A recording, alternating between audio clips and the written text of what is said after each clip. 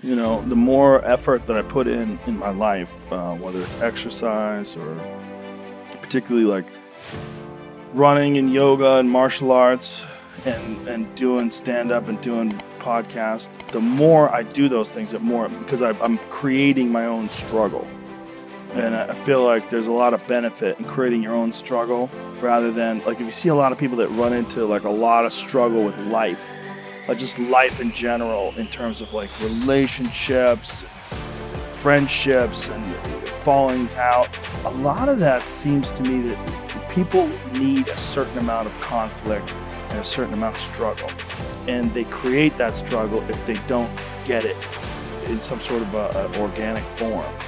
If you're not at war with the neighboring tribe, or you're not worried about predators, you create this struggle with your girlfriend or with your buddies, or with the people at work, your coworkers.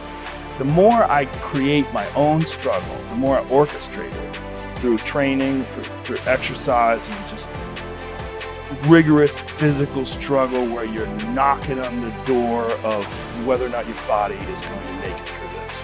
The more you do that, the more I feel like it minimizes those other struggles in life. I like it that way better. I don't need any real horse in my life. I like to make my own horse. Yeah. Yeah.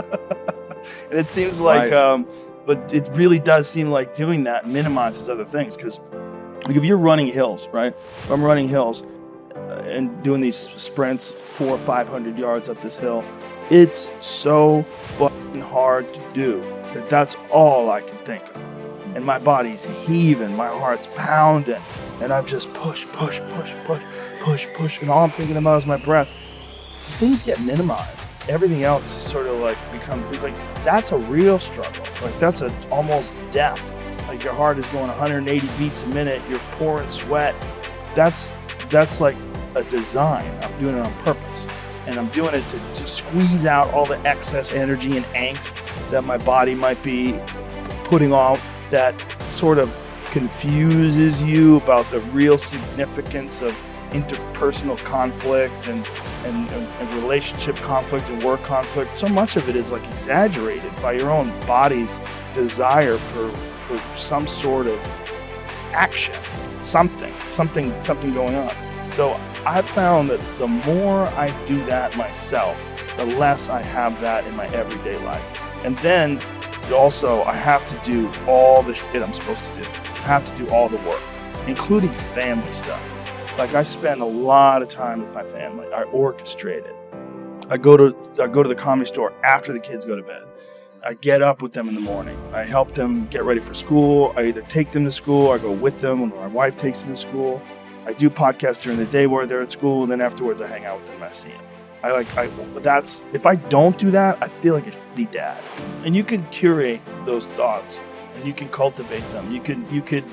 There's a thing that you can do where you can get used to action. Like Jocko Willink is a perfect example. He has that thing on his, if you go to his Instagram page, almost every other photo is a watch. And it's a watch that says 4:30 in the morning, because that's when he gets up and he works out and he earns the sunset.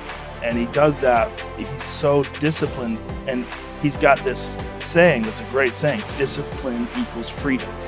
And it's true, because he's able to force himself to do that every single time. There's no excuses. There's no breaks. There's no days off. It doesn't happen.